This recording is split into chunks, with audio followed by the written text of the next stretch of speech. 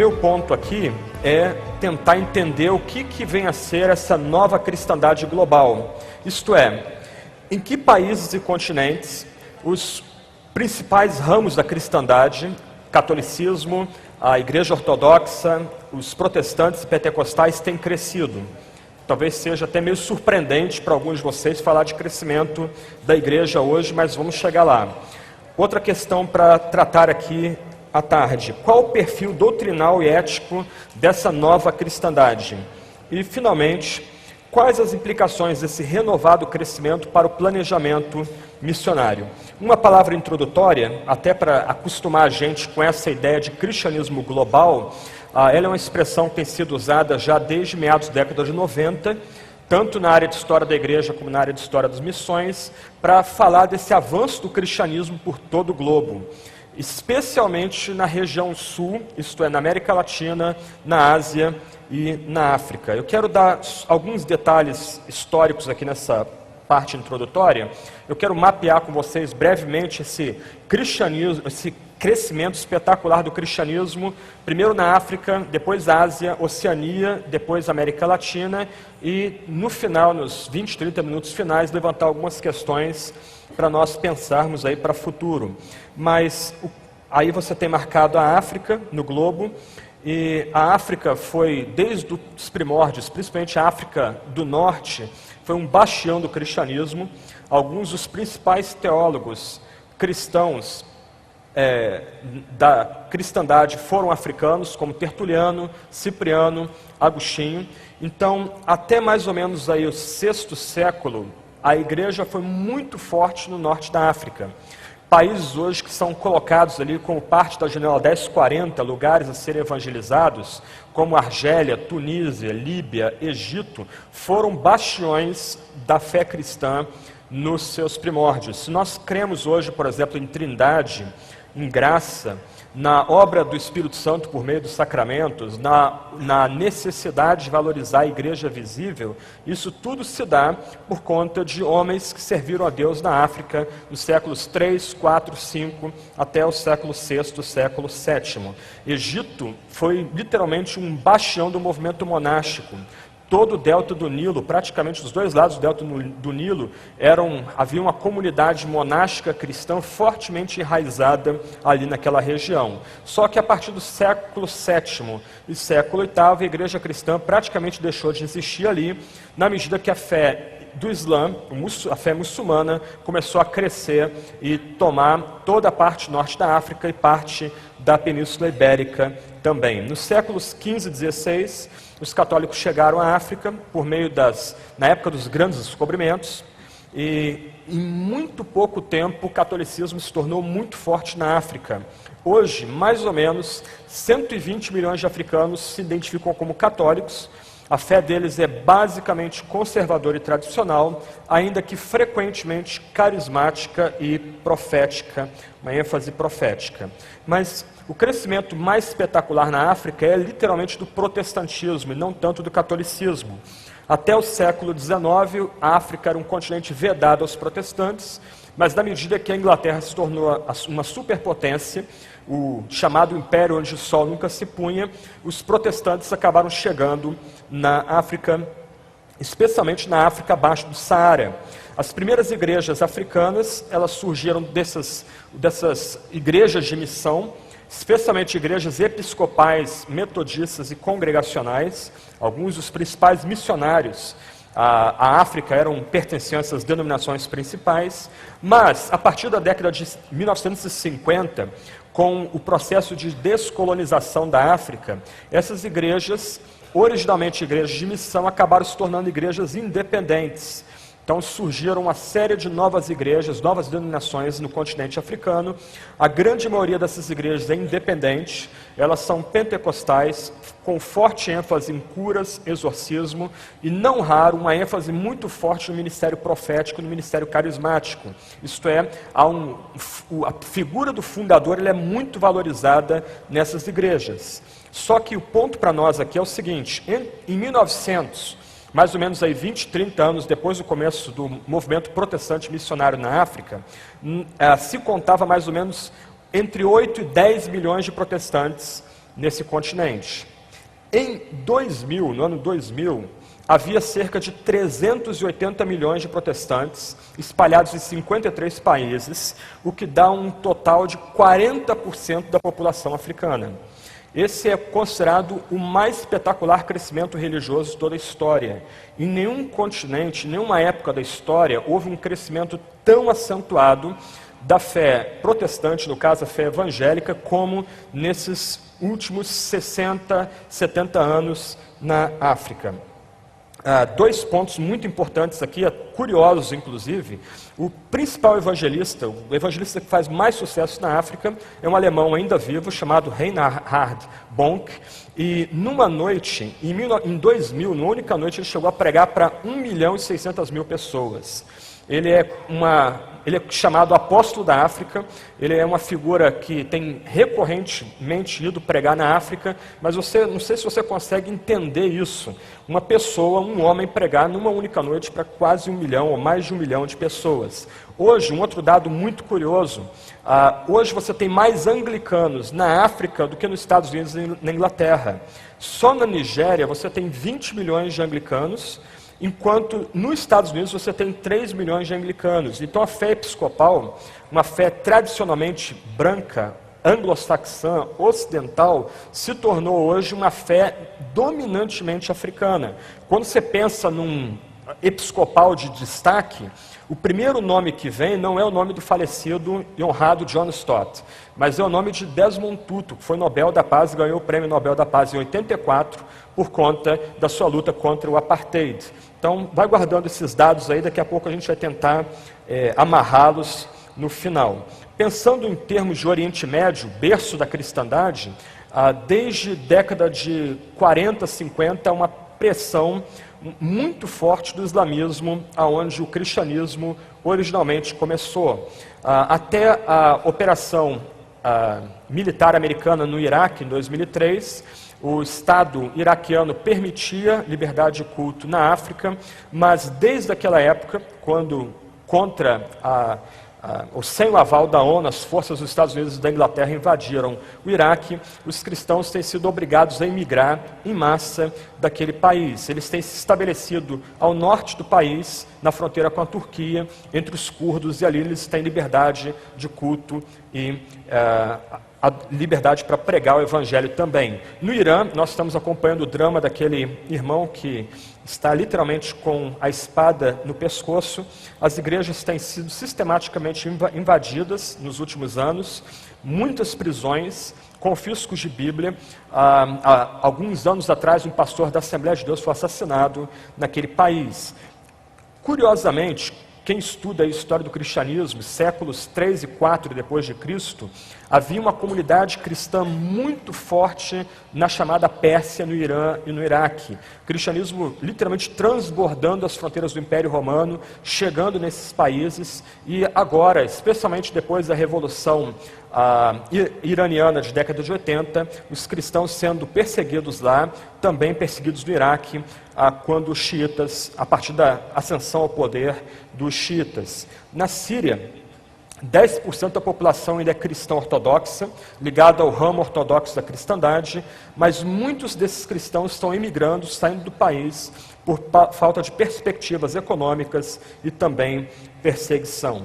No Líbano se dá o mesmo, a minoria cristã ela é bem perseguida e cerceada pelas maiorias aí, sunitas e xiitas, e no Egito, quem acompanhou um pouco aquelas revoluções que derrubaram Hosni Mubarak, devem ter acompanhado que os cristãos coptas, a princípio, apoiaram aquela revolução, mas na medida que a Irmandade Muçulmana começou a tomar a liderança daquele movimento, os cristãos se retraíram, eles deixaram a revolução, e atualmente em Alexandria e Cairo tem havido choques sérios entre cristãos, coptas e muçulmanos. Num processo começado há mais ou menos 15 anos, 125 mil cristãos armênios deixaram o Irã, 500 mil cristãos deixaram o Iraque e 10 mil cristãos árabes saíram de Israel e dos territórios palestinos.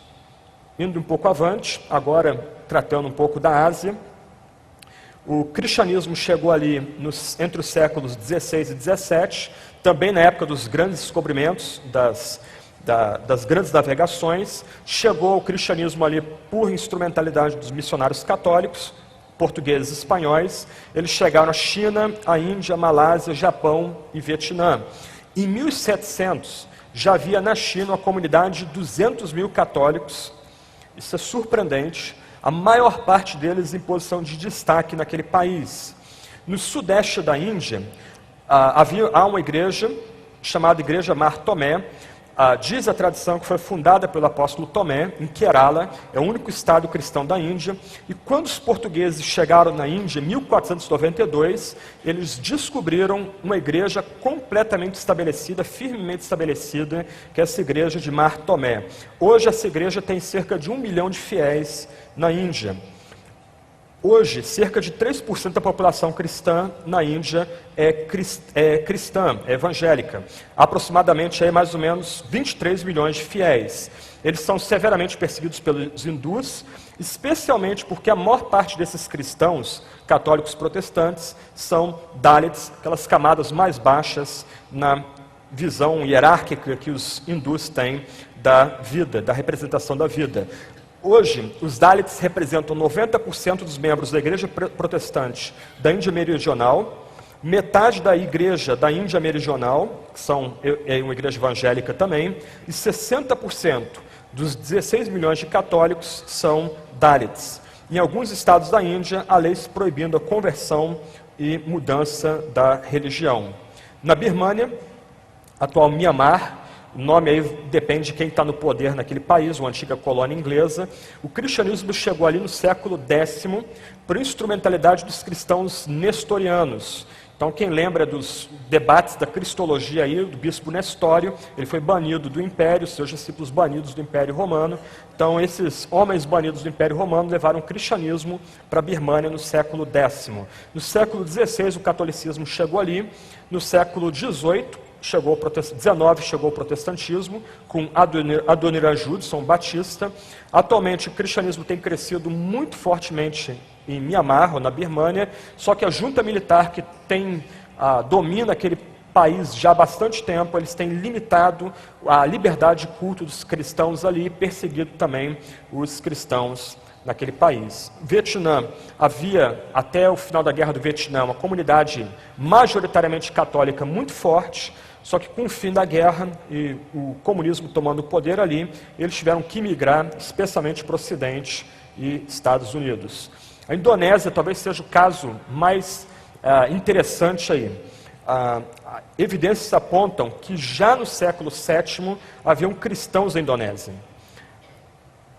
Os católicos chegaram ali no século XVI, metade do século XVI, e no final do século XVI chegam os protestantes, especialmente do ramo reformado holandês.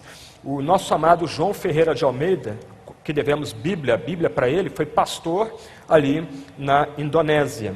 A fé cristã cresceu muito rapidamente na Indonésia, mesmo passando por turbulências. Ela foi uma colônia holandesa durante quase metade do século XX. Depois os holandeses deixaram aquela região. Houve uma tentativa de golpe de Estado comunista ali. Depois houve uma contra-revolução ali naquele país, e nesse choque ideológico aí, houve um grande avamento da Indonésia, entre 1965 e 1971, quando cerca de 2 milhões de pessoas abraçaram a fé cristã, a fé evangélica ali. Esse é um dado importante, porque é o maior número de conversões muçulmanas ao cristianismo em toda a história. 2 milhões de pessoas abraçando a fé evangélica num período de 6 anos, na metade do final, ou melhor, no final do século XX. Atualmente, aí você tem o mapa da Indonésia, ok? Você tem o mapa da Indonésia para você se localizar. É um ajuntamento de ilhas aí no sul do Pacífico. Atualmente, as comunidades cristãs são fortes e oficialmente toleradas, mas com a ascensão de um islamismo militante, a partir de 2006, os cristãos passaram a ser severamente perseguidos pelos muçulmanos. vários pré-pastores e cristãos assassinados, igrejas sendo queimadas, destruídas. Entre 1999 e 2000, houve uma série de confrontos entre muçulmanos e cristãos nessa grupo de ilhas, e só nas Ilhas Molucas, cerca de 6 mil cristãos foram martirizados e 750 mil cristãos acabaram tendo que se deslocar internamente pela Indonésia. Então, esse é um dado sobre o atual status da fé cristã naquela comunidade, naquele país. Coreia do Sul é talvez o crescimento mais espantoso da fé evangélica no século XX. Hoje, 18% da população é evangélica, majoritariamente presbiteriana, mas com um grupo forte de assembleanos e de metodistas. É a segunda maior força missionária na atualidade, só fica atrás dos Estados Unidos, e é onde se localiza a maior igreja local do mundo, a Igreja do Evangelho Pleno, pastoreada pelo David Po Yong Cho, que conta com 830 mil membros naquela comunidade, naquela congregação, que é a maior igreja local do mundo. Como contraste, as Filipinas, colonizadas por católicos, são hoje a maior população católica da Ásia, 61 milhões de membros, só que passando também uma tensão muito forte com a comunidade islâmica, que já começa a se tornar aí quase 10%, um pouco mais, da população nesse conjunto de ilhas também. O Japão é um caso diferente, o cristianismo chegou com muita força no Japão, centenas de milhares de pessoas se batizaram. Aí no metade do século XVI, final do século XVI, a comunidade católica no Japão chegou a mais ou menos 600 mil pessoas, só que um surto aí de nacionalismo e de shintoísmo, de redescoberta do shintoísmo, ceifou milhares de cristãos nessa época, muitos deles martirizados, e o Japão acabou se fechando para o Ocidente, só se abrindo em 1854, quando a Marinha Americana literalmente apontou os seus canhões para aquele país. Hoje, apenas 2% da população é cristã, seja católica, seja protestante ou pentecostal. A China e os protestantes chegaram na China no século XIX, eu já falei da chegada dos católicos na China. Dois dados importantes aí. Em 1949 é proclamada a chamada República Popular da China, por Mao Tse-tung. Em 1966 você tem um movimento aí de entropia com a Revolução Cultural Comunista, uma revolução aí de cunho anti-ocidental e nacionalista, que colocou o cristianismo, tanto católico como protestante, na marginalidade. E é nessa época que, de um lado, as igrejas oficiais se tornam agora igrejas sobre o Estado, debaixo do Estado. Por exemplo, no caso do catolicismo, não é o Papa que indica os bispos daquela região, eles são indicados pelo governo chinês, e isso até hoje é um elemento de tensão entre o catolicismo, a liderança católica e a China. Do outro lado, o movimento de igrejas em casa cresceu muito, muito rapidamente. Hoje é muito difícil calcular o número de cristãos na China. Segundo os dados do governo, há hoje 25 milhões de cristãos, 19 milhões de protestantes, 6 milhões de católicos. E desde o ano 2005, 2006, episódios de perseguição, de abuso contra os cristãos começaram a ocorrer com um pouco mais de frequência. Oceania, mais um outro continente aí, um mapinha. Nesse grupo de ilhas aí, você tem talvez um dos pontos mais surpreendentes do crescimento do cristianismo no século XX.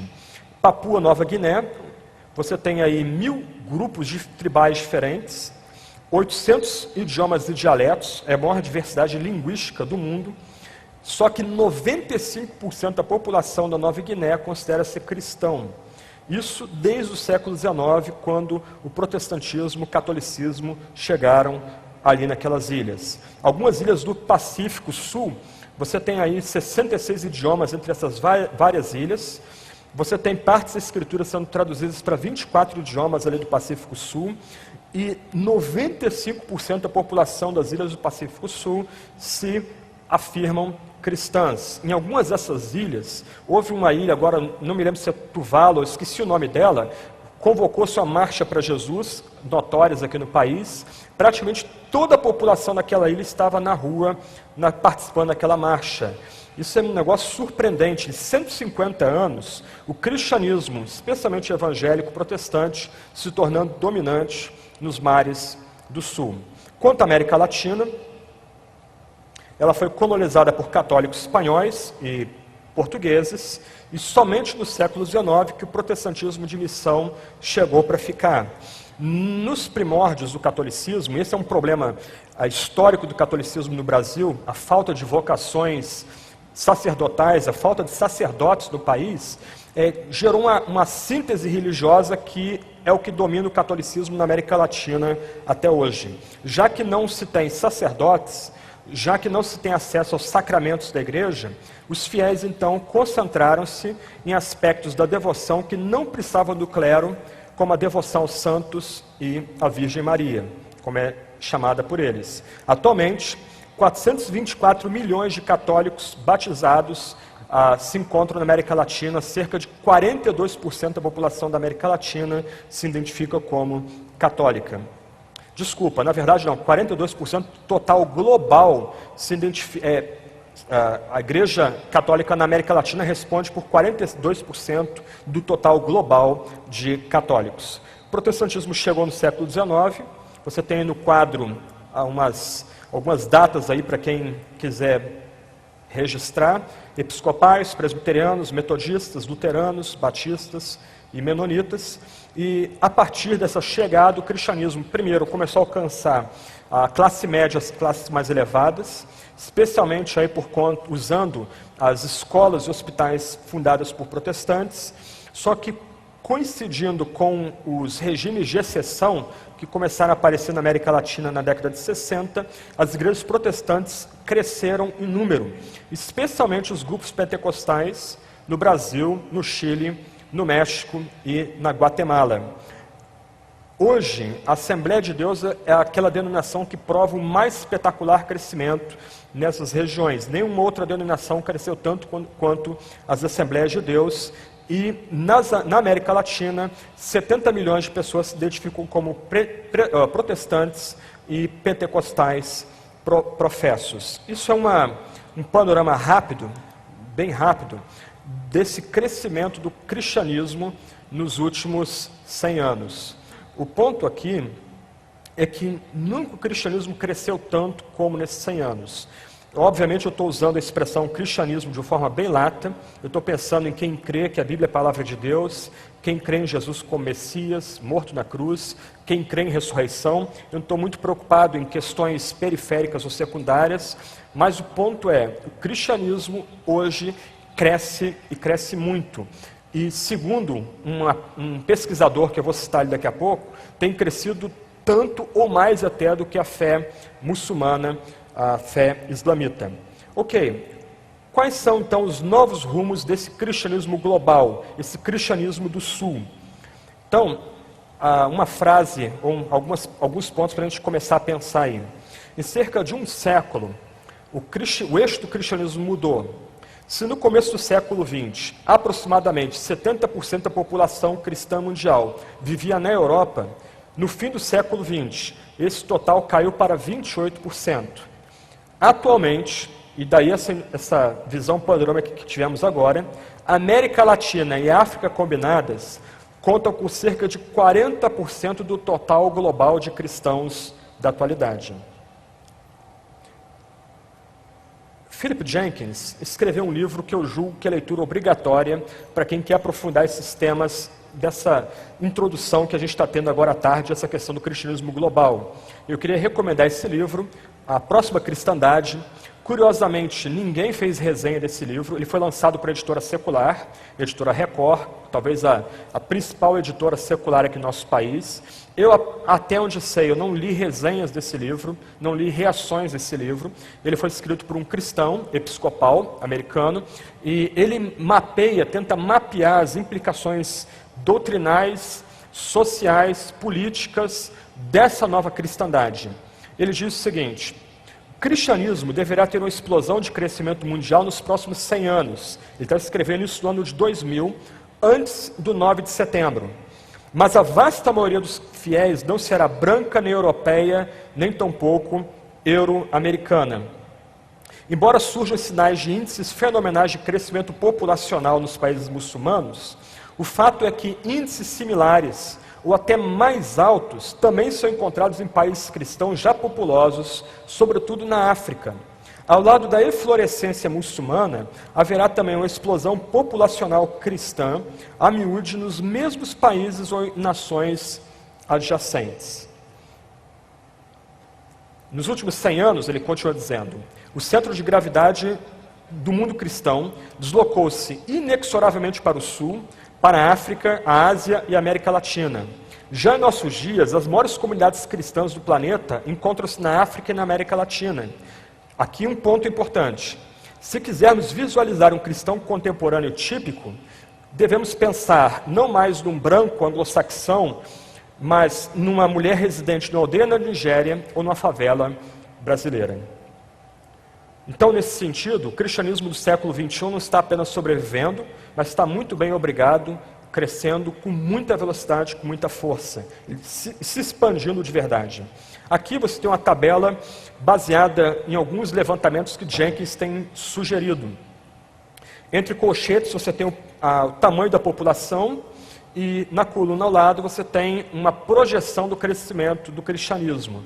Ele, usando dados, por exemplo, da ONU e do Departamento de Estado americano, ele sugere quais serão as 10 nações cristãs dos anos 2025 e 2050. Então você tem aí Estados Unidos, Brasil, México, Filipinas, Nigéria, Zaire, Etiópia, Rússia, China e Alemanha. Esses serão aí os 10 países com maior população cristã, católica, protestante, pentecostal, ortodoxa, na metade do século XXI. Curiosamente, você tem Estados Unidos em primeiro lugar, você tem Brasil agora em segundo lugar. Um dado importante aqui é que grande parte desse novo cristianismo será intensamente urbano. Até década de 30, 40, o mundo era basicamente rural, mas há uma mudança muito veloz pro outro lado do pêndulo. Então, um ponto importante que nós temos que pensar isso tem implicações para a missiologia, para a implantação de igreja, para o trabalho na cidade, é que o novo cristianismo será intensamente urbano. Hoje, São Paulo já é a maior cidade da América.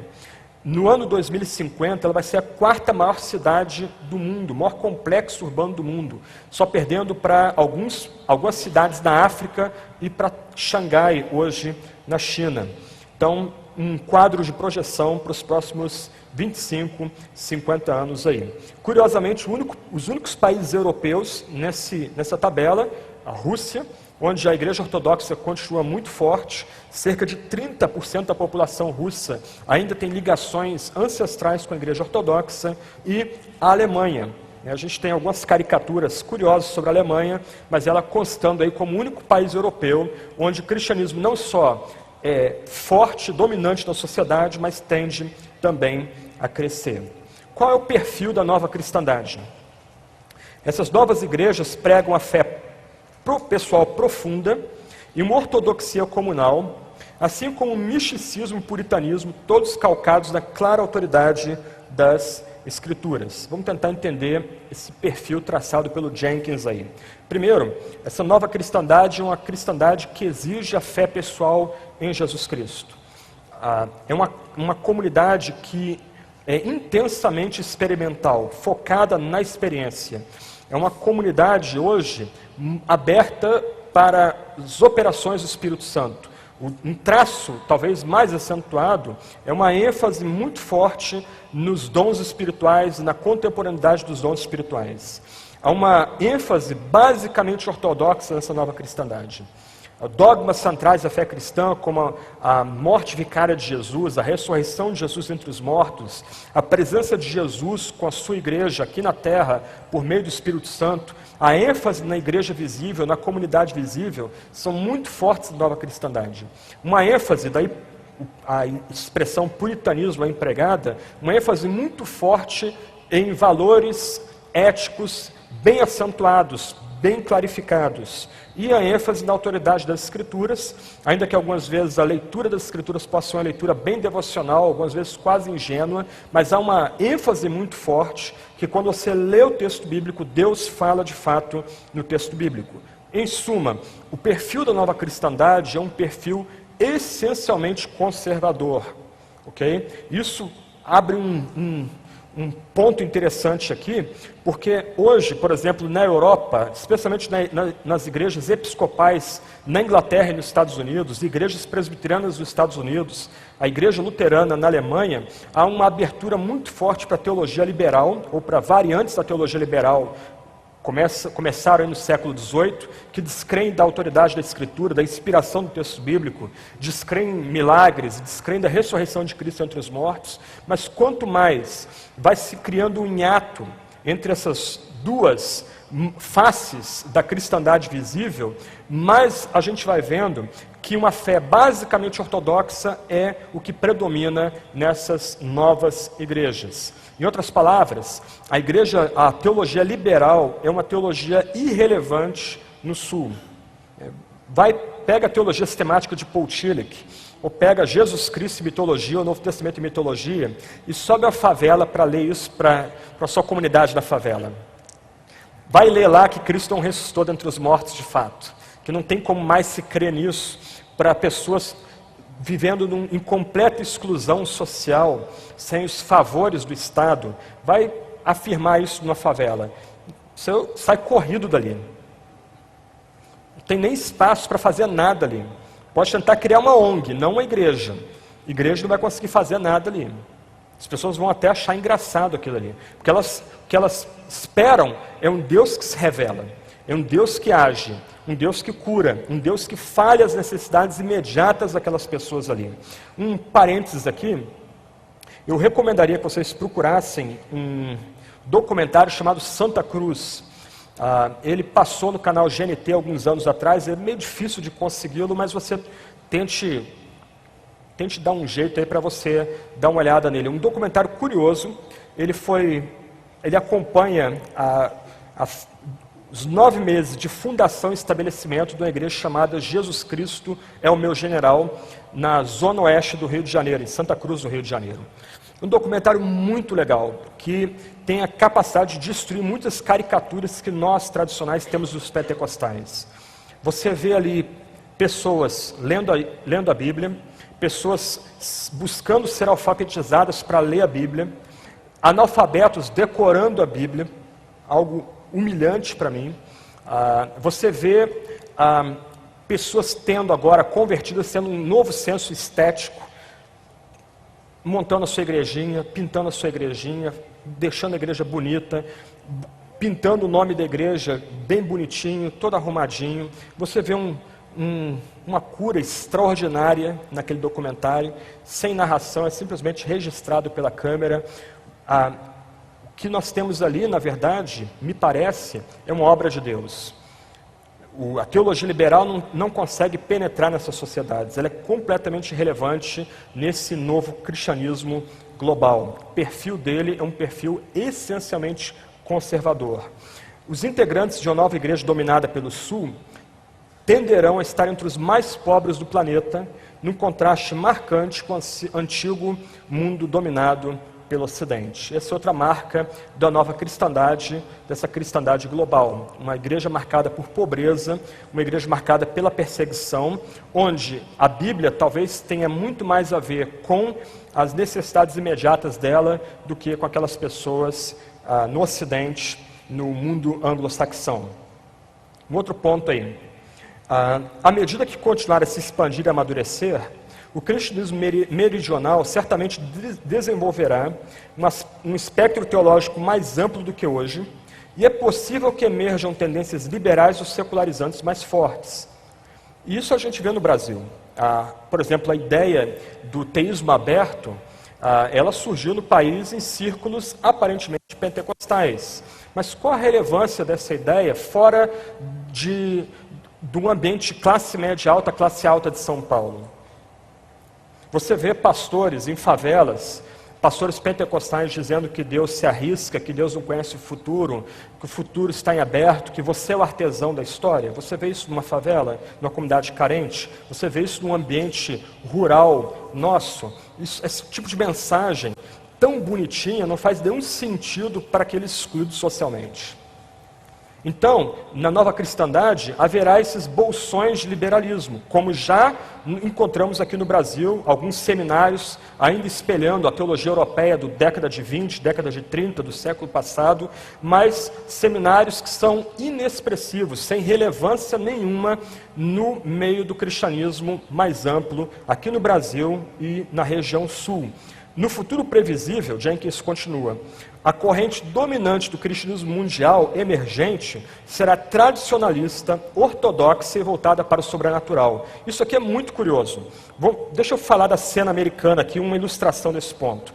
Alguns de vocês devem ter acompanhado aqueles embates sobre a igreja emergente, Brian McLaren, etc. e tal. A noção de McLaren, uma espécie de teologia pós-moderna, uma teologia que abre mão de categorias de verdade, certo, errado, etc. e tal, era uma tentativa de alcançar os jovens americanos, adolescentes americanos, para a igreja. Sabe o que é surpreendente? O que atraiu os jovens adolescentes para a igreja, para voltar à fé, foi o calvinismo antigão, lá do século XVI.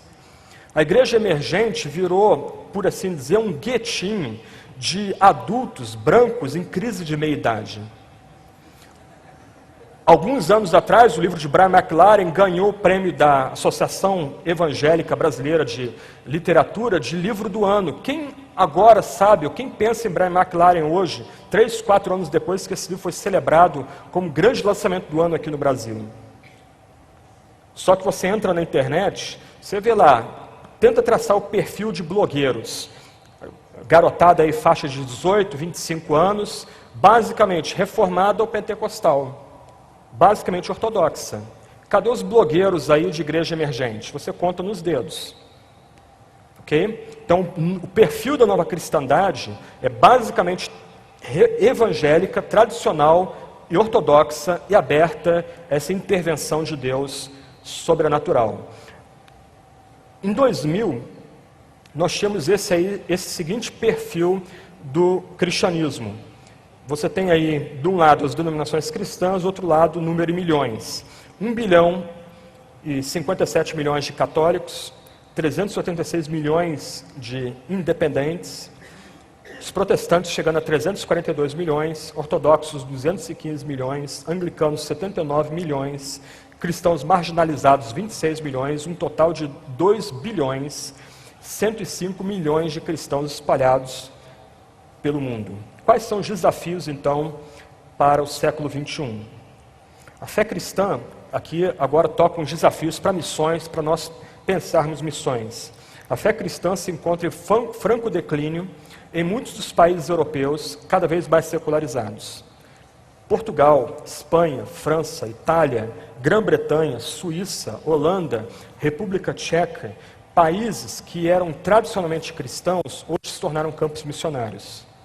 Quando nós pensamos então em missões hoje, nós temos que pensar em termos de Europa. Nosso campo missionário é Europa. A Fiel tem um projeto de enviar um irmão para Portugal. Hoje, nosso campo missionário está do outro lado do Atlântico, contexto europeu. Okay? Surpreendentemente, a Alemanha é por assim dizer, o peixe fora d'água da comunidade europeia.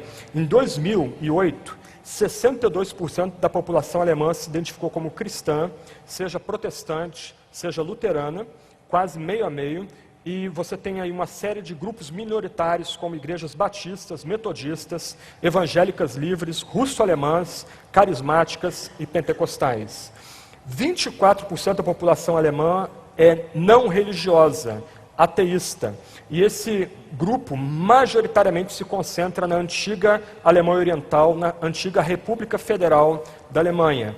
Então, curiosamente, a Alemanha é o único país europeu onde o cristianismo é ampla minoria. Não sei quem acompanhou aí recentemente, a senhora Angela Merkel, a chanceler da Alemanha, numa reunião do partido dela, o CDU, ela disse mais ou menos o seguinte: sempre que o Islã passa da barreira dos 4%, ele já começa a exigir mudanças na Constituição no país. E é isso que acontece hoje na Alemanha. Eles são mais ou menos 4% da população alemã hoje. Aí ela diz textualmente o seguinte: nós somos um país judaico-cristão. Nós não mudaremos a nossa Constituição. Nossa Constituição é ancorada num berço judaico-cristão. Angela Merkel é filha de pastor. A história do pai dele é muito curiosa. Ele era um pastor na antiga República Federal da Alemanha. Você lembra que a Alemanha, durante a Guerra Fria, era dividida em dois blocos, um ligado ao Ocidente, outro ligado à chamada Cortina de Ferro. Esse homem se sentiu o chamado de Deus de deixar a República Federal da Alemanha, que era a ocidental, e se dirigiu à República Democrática da Alemanha para ser pastor num ambiente basicamente materialista, marxista.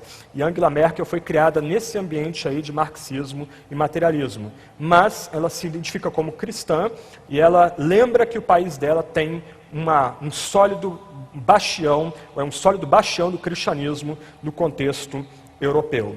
Então, a Europa sendo aí um dos grandes desafios missionários do século XXI. Um outro ponto importante aí é que o fim do século XX e o início do novo século viram um recrudescimento das perseguições e crimes de ódio contra os cristãos. Alguns dados aí, esses dados são de uma organização alemã ligada à Aliança Evangélica Mundial, então são dados bem confiáveis.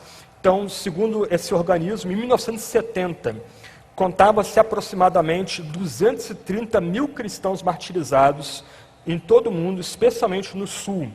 Em 1988, esse número cresceu para 300 mil cristãos martirizados. Em 99, ao mesmo tempo que há uma explosão populacional no globo, o número diminuiu para 164 mil cristãos martirizados. Esses números não chegam ou não são vinculados pelos meios de comunicação ocidentais. Nós temos irmãos nossos, irmãs nossas, que estão padecendo por amor ao Evangelho.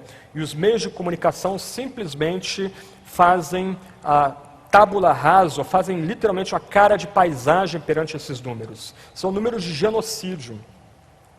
Homens e mulheres sendo mortos por conta da sua fé. E esses números não são vinculados ao Ocidente. É interessante que talvez o único jornalista que falou, o único jornalista secular que falou desse irmão nosso no Irã que está sob ameaça de morte foi Reinaldo Azevedo. O único jornalista de expressão no país que vinculou as notícias sobre esse homem. Os outros grandes meios de comunicação, silêncio absoluto. As perseguições continuam hoje, especialmente em áreas onde o totalitarismo islâmico tomou poder, como no Iraque e no Irã, onde o hinduísmo político também chegou ao poder e onde ditadores tomaram poder na América Latina, na África e na Ásia. Os países que mais têm perseguido e cerceado a liberdade de culto e pregação são Afeganistão, Argélia, Egito, Indonésia, Irã, Iraque, Líbano, Malásia, Paquistão, Arábia Saudita, Somália, Sudão, Turquia, Iêmen, Índia, Nigéria, Filipinas, República Popular da China, Cuba, Coreia do Norte e Vietnã.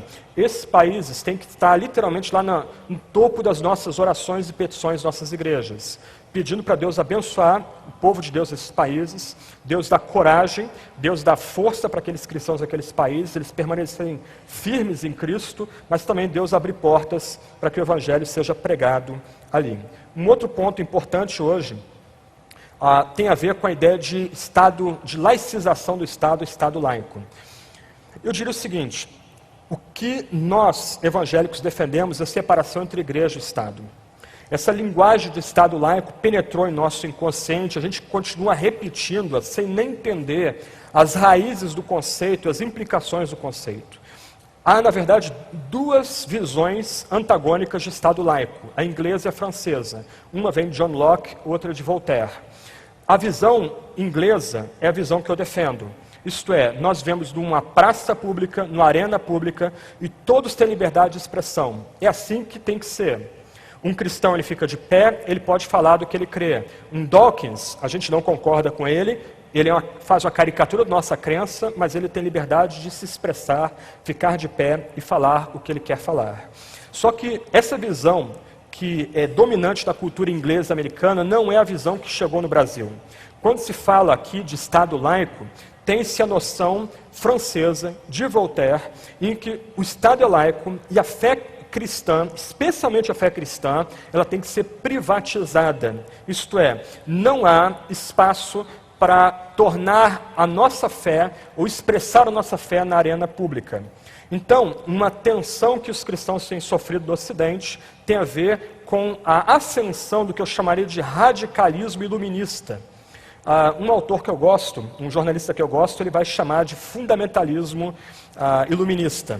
Mas eu prefiro manter a ideia de um radicalismo iluminista, porque a expressão fundamentalista é uma expressão basicamente cristã, evangélica. Então, isso só aumenta a caricatura que se faz quanto ao protestantismo e a fé que nós cremos também. Mas essa ascensão do radicalismo iluminista, que luta para privatizar a fé, tem gerado um ambiente de intolerância e discriminação no cristianismo. Então, nós começamos a ver aqui no nosso país mesmo, alguns sinais preocupantes de cerceamento de liberdade de expressão, especialmente no campo ético e no campo doutrinal. Então, esse é um outro desafio que nós estamos enfrentando. O declínio do cristianismo na Europa, pós-cristã, a ascensão de regimes de força no ambiente islamita, hinduísta e também em alguns países da América Latina, e a ascensão desse radicalismo iluminista que tenta privatizar, empurrar a fé cristã para a periferia.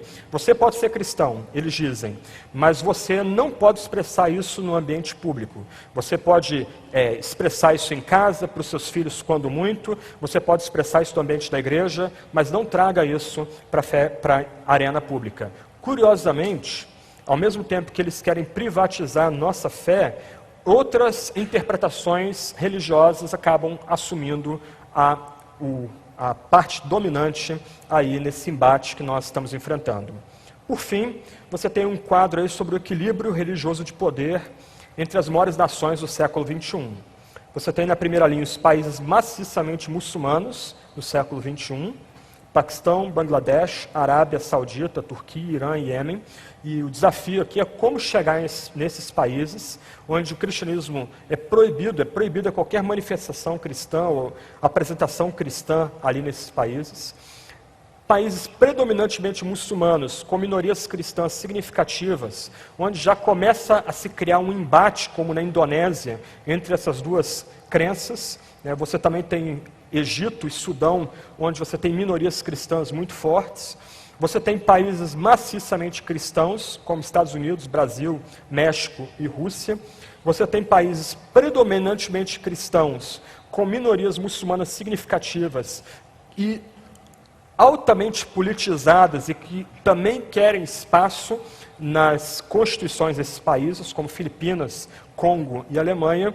Você tem países onde cristãos e muçulmanos não são, eles coexistem, não havendo nenhuma minoria significativa, ou nenhuma maioria significativa entre eles, como Nigéria, Etiópia e Tanzânia, e outras nações onde o cristianismo nem o islamismo chegou ali, como Índia, China, Vietnã, Tailândia e Japão. Você tem aqui basicamente uma agenda missionária também para os próximos anos. Ok, o alvo hoje aqui, como eu coloquei lá no início, são 3. Quais os países e continentes que os principais ramos da cristandade têm crescido? O Sul. O cristianismo tem crescido espetacularmente na América Latina, na África e na Ásia. Qual o perfil doutrinal e ético dessa nova cristandade? Basicamente ortodoxo, comunal, pentecostal / carismático. Quais as implicações desse renovado crescimento para o planejamento missionário? Precisamos olhar para o mundo anglo-saxão, precisamos olhar para a Europa. Os nossos campos missionários estão basicamente ali naquele continente.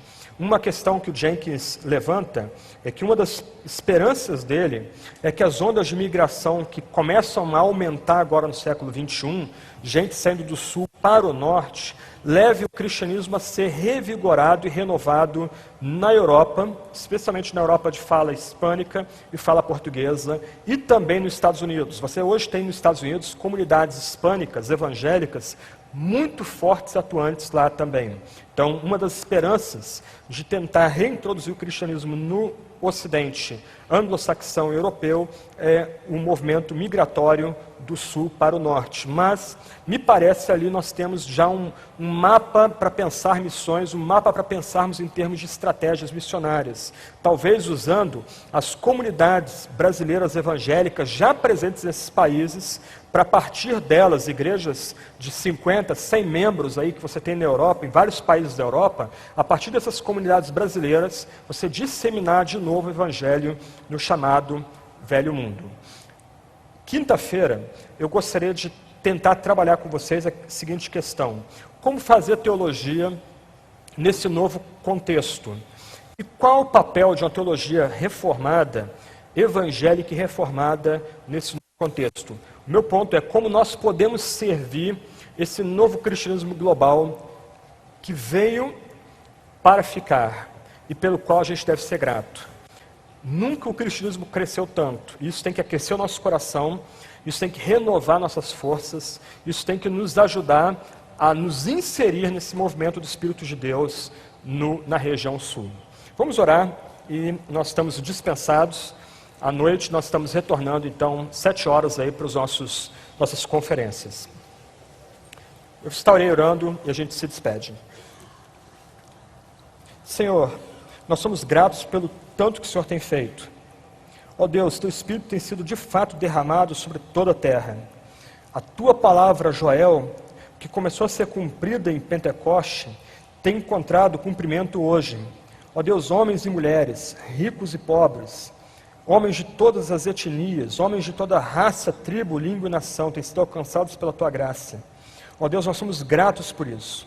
Nosso coração é aquecido por isso. Nossa imaginação é dilatada pelo tanto que o Senhor tem feito em nosso meio. Ó Deus, ajuda-nos a nós, a partir do Brasil, a servir nossos irmãos de fala hispânica. Ajuda-nos a servir nossos irmãos na África. Ajuda-nos a servir nossos irmãos na Ásia. Ajuda-nos, ó Deus, a pensar globalmente. Ajuda-nos a pensar na glória do Teu nome manifesta em toda a terra. Em nome de Jesus que nós oramos. Amém.